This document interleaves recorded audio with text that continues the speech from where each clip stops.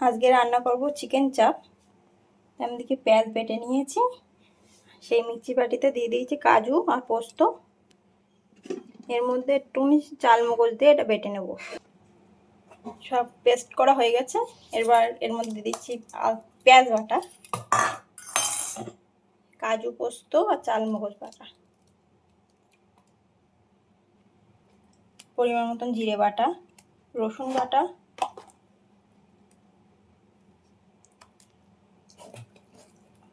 আদা বাটা, পরিমাণ মতন লবণ, হলুদ গুঁড়ো, ধনিয়ার গুঁড়ো একদমই অল্প, দিয়ে দিচ্ছি এটা আমল দুধ,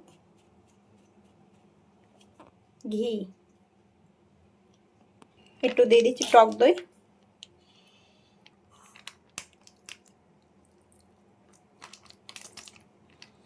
বিরিয়ানির মশলা পুরো 1 প্যাকেট দিয়ে দিচ্ছি, গোলাপ জল, কেওড়ার জল, এমনি লঙ্কার গুঁড়ো এটা,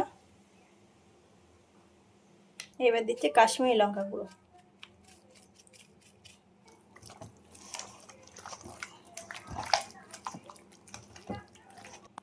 মাখা হয়ে গেছে।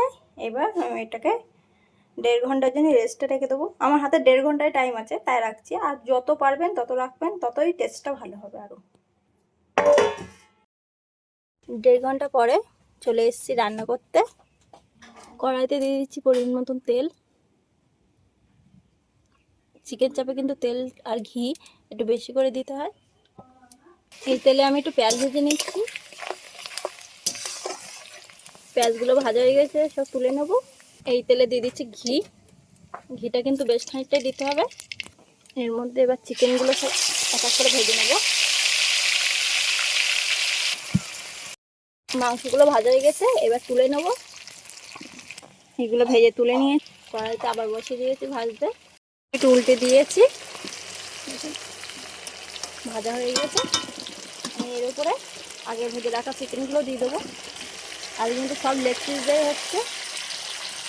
এইবার সব যে গ্রেভিটা ছিল গ্রেভিটাকে দিয়ে দিচ্ছি। গ্রেভিটাকে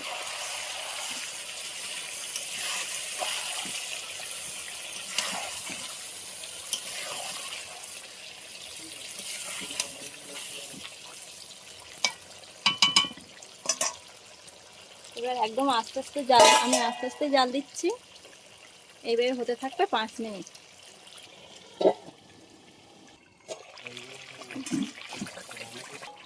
তেলটা কিন্তু ছেড়ে দিয়েছে। দেখুন, এর মধ্যে আমি একদমই সামান্য পরিমাণে একটু জল দিয়ে দেবো।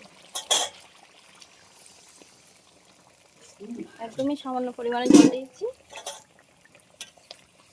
এবার আস্তে আস্তে জালে এটা হতে থাকুক 15 মিনিট।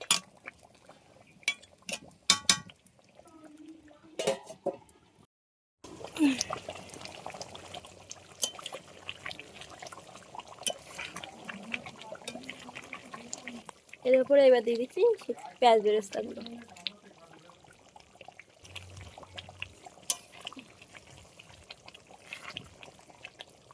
আমার চিকেন চাপ কমপ্লিট।